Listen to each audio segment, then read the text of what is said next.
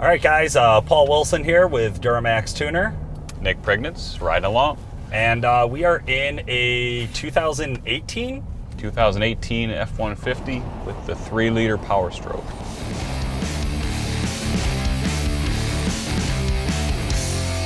Legitimately the newest truck I've ever driven. It is nice. Can I just say that? This interior is ridiculous. Dude, yeah, it's a Lariat. You can only get these in a Lariat in a higher trim level, so limited, platinum Lariat. This would be the lowest trim model.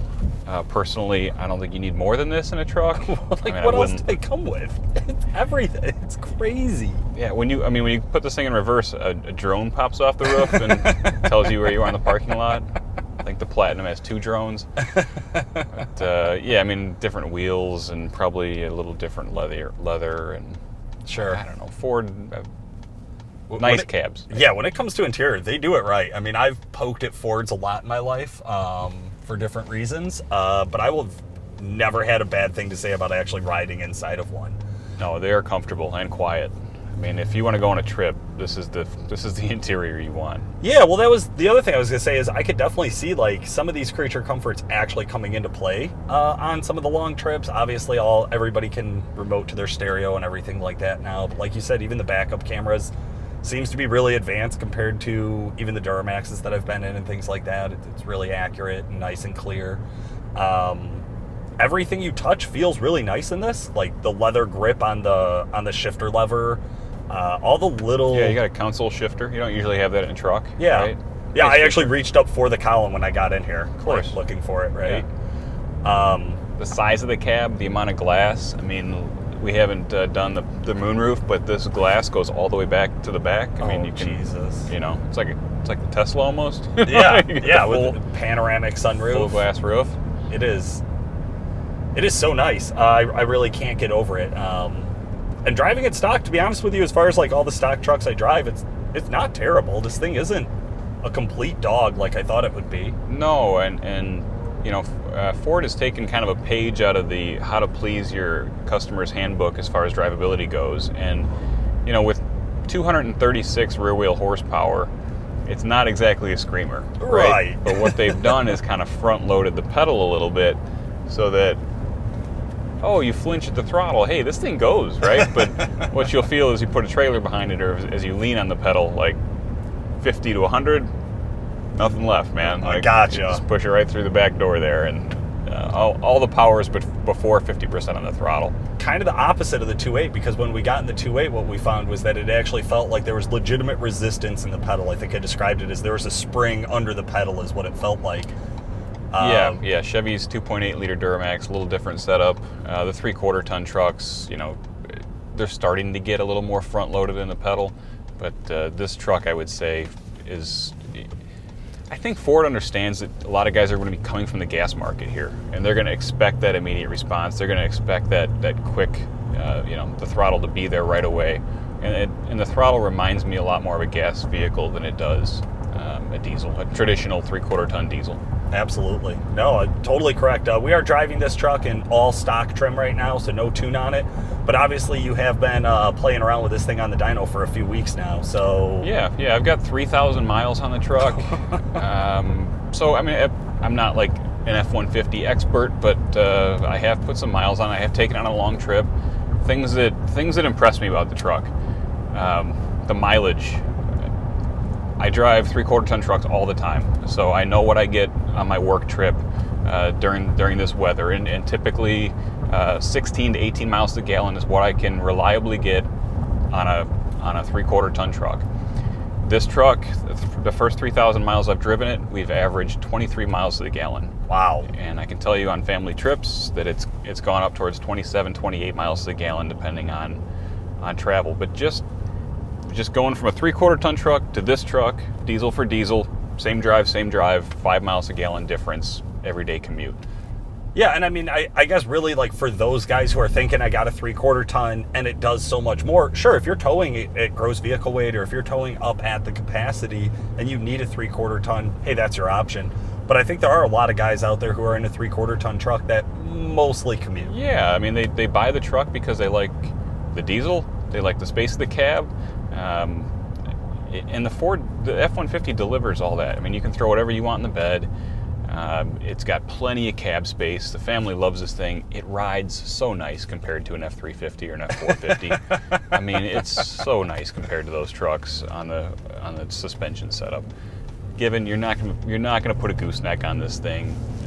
If you're gonna bumper pull, you're probably gonna need a load leveling hitch and maybe some airbags. I mean, be realistic here. But sure. But to have a diesel truck that's full size and comfortable and gets good mileage and all those things, I mean, I think there's a market here. Yeah, absolutely. I see the guys with like bass boats or like a one car, they take their car to the track on the weekend or something like that, and they're not in a big enclosed, unit yet. Yeah. I mean, this would be a home run for somebody like that, where you got to drive this thing every day. And like you said, it is super nice to drive. You may not be able to tell through the cameras here, but not the best roads here in northern Illinois, especially coming up to where the weather just started getting cold again. We're starting to get lots of cracks and kind of rough roads. And this thing is, like you said, very smooth. I went from driving the F450 every day to driving this, and I was like, there's those certain cracks in the road where you kind of like cringe every time, and I just, my back started to relax. I was like, oh man, this is really nice to drive. It soaks it up. The shift quality is pretty on point. Yeah, no, good point. The trans is really nice. The tuning as far as lockup goes, and I feel like the factory is really starting to learn from what the custom tuners are doing and what people appreciate in the performance modes and what they appreciate under heavier load, and that is a positive feeling of power transfer, and that is torque converter clutch lockup. And this trans is smooth. It locks up when it's supposed to. There's no noticeable defuel. Yeah. I'll tell you what, if we were in a Dodge, you would have seen my head bouncing off the dashboard there. No, this is. And we've talked about the Ford Transes, I think, in some previous media and things like that. They have had a really nice trans setup for a long time. But mostly I think when I think of why I like the Ford transmissions, it's usually because they can handle more power in stock trim. Yeah, and we don't know that right now. I mean, we know that this trans is the 10-speed.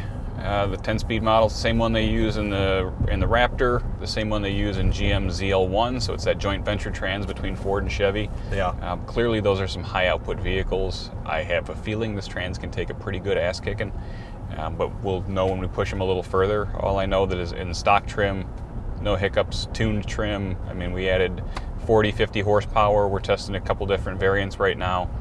The trans is not giving me even any reason to think that it's not up to the task. Yeah, and 10 speeds. This is something we're starting to see as a growing kind of drive in the OEM about more speeds, more gear settings, assuming that it's for fuel mileage consumption. That the more often they can get you into a higher gear, the better. Yeah, that can work to your advantage. As a factory calibrator, the narrower the window you're operating in, the easier it is to pass EPA regulations. Okay. Right, so the truck is only compliant for so long in so many sectors. So the ability to choose a gear to, for that reason is important as well. Just towing, the ability to really tailor the power curve to where you want the engine to operate. I mean, more speeds, usually better than less. The only trade-off I would say is shift busyness. Right. I haven't experienced that. At least on this short trip here, and I do have some experience driving this truck previously. I've not had that constant shifting or hunting for gear, we often call it. I know I have, my wife has a gas vehicle with an 8-speed or 9-speed transmission in it, and I do complain constantly that the thing is just, it never stops shifting. You can cruise at 45 on flat ground and go through 3 gears. This does not. This really, and also like you said before with the defuel, really don't feel this truck shifting. Very slight if you're really honed into it. But and neat thing about this trans too is they got a bunch of different shift patterns. So you got normal, tow haul, snow, eco, and sport. Oh wow. I'll tell you, the sport setting makes this truck feel really peppy. You just went through it, and I could immediately feel it. Change. It changes the throttle mapping and the shift schedule and the shift pressure. So it's, it makes the truck feel a lot more aggressive. I've driven some Raptors. I mean, it feels spunky. I hate to use that word, but I mean they do sauce it up a little bit. So it's as you get more power in the electronics, as you get more speeds, technology grows. I mean, you really start to improve the versatility of the platform. And Ford's showing what they can do here. Absolutely. Well, I'll tell you what, this has been a lot of fun driving a stock truck, but that's obviously not what our viewers are looking for. Let's throw a tune on this thing and see how it changes. Yeah, that's amazing what an extra 40 or 50 horsepower does. All right, guys, we are back in the truck after putting a tune on it. So I got to drive this thing in stock format. We talked a little bit about the truck. It's really nice interior. It's got a great ride quality. The trans is very impressive. The throttle is pretty well loaded in that first half of the pedal, and I think that was one of the things that we kind of noticed when we were on the back roads and going to get on it and maybe get up and over that 60-mile-an-hour mark. It just didn't. Once you had the throttle, that's all there was. Once you're half pedal, there's just no more to push it. So Nick, what should I expect now that I have a tune in the truck and we're taking it back out on the road? That's a good question, Paul. So the factory truck dyno's in the 235 range. With the tune, currently we're dynoing in the 275 to 280 range. We'll probably settle out somewhere around there. So with that extra power, of course, we have to spread that across the pedal in a nice way. My thought after driving the truck the first time was that we don't really need any more power in the front of the pedal. The truck is pretty responsive. It passed the wife test. She liked driving it. So I was like, I probably don't need to make it any more jittery up front. So what we did was kind of smooth that power out as you get progressive on the throttle. So really what you have is an extra 40 to 50 horsepower and 100 foot-pounds of torque to do with as you please. Now what that means is you'll be able to hold the existing gear you're in longer, so long as you manipulate the throttle in a smooth way and don't throttle jockey it. If you're smooth on the throttle, the truck should hold a gear longer. With the torque converter clutch locked, that should mean holding 10th gear longer, 9th gear longer, etc. And that'll mean better mileage, right? Especially in 2-lane stuff where you can lug the truck instead of downshifting to pass. Same with the trailer behind the truck. So if you're pulling a car trailer, whatever you got behind the truck, now you'll be able to use that extra power and torque to lug that trailer along. Anytime you can shave RPM off of a diesel engine, you're going to make the thing more efficient and you're going to get better mileage out of it. So that's our goal, really. Absolutely. And I'll tell you immediately, just while you've been kind of explaining that, I am on the throttle, and it is, again, a night and day difference. We see this a lot, especially with these newer trucks, that putting a tune on it does make it feel like a whole new truck. We kind of drawn some comparisons to the 2.8 liter Duramax and how that was really soft in the front end of the pedal. This is kind of the opposite of that, but I'll tell you right away, as I was pulling out into traffic there, I can feel it pull away faster. I can feel it pull away quicker. Yeah, and I don't mean to take away from that in my description, right? Yes, the truck is definitely going to feel stronger all through the throttle band. And just, there's the thing we tell our wife about why we buy the tunes, and there's the thing we kind of know, like, hey, I'm going to probably enjoy my drive every day a lot better with this tune. Yeah, so, I can get good fuel mileage. Right. I don't have to. I don't have to. But, I mean, let's be realistic. If you're shopping an F-150, you're shopping against the EcoBoost motor, 3.5-liter twin-turbo gas motor. Fun truck to drive. Fun truck to drive. They make much more power than the 3-liter Power Stroke. So anything you can do to kind of get that power back and, put yourself up against those gas guys, in my opinion, that's a win. Yeah, absolutely. I will say definitely, again, even with added power, is something I see in the newer trucks, is once we start adding power, we do lose some shift quality. I've seen it across some different platforms, and over time, those things, with trans tuning and things like that, they kind of get balanced out. Yeah. Now, do we have full calibration support on the transmission for these as well? We do. We have really good cal support on the transmission. The trans controller is laid out logically, so as a tuner, it's a nice transmission to tune. I can't say that about every transmission that we tune, but I can say that about this one. It will take a little bit for the trans to sort out with extra power. Like when you go to flash it right away, you may have a little bit of a flare or just an inconsistent shift right away. It's an adaptive learning transmission. It will learn the extra power and it will learn to shift the way that I ask it to shift. It is beautiful. I am cruising at a pretty decent speed right now, and when I lay on it, I still feel like there's plenty of power left in the pedal. It's got juice. I mean, you're pulling from 70 miles an hour, and it still wants to accelerate and run. Like it's no problem. It's not laborsome. It doesn't feel like I'm really stressing out the RPMs on it or anything. It's smooth, man. It feels like you should be driving like this.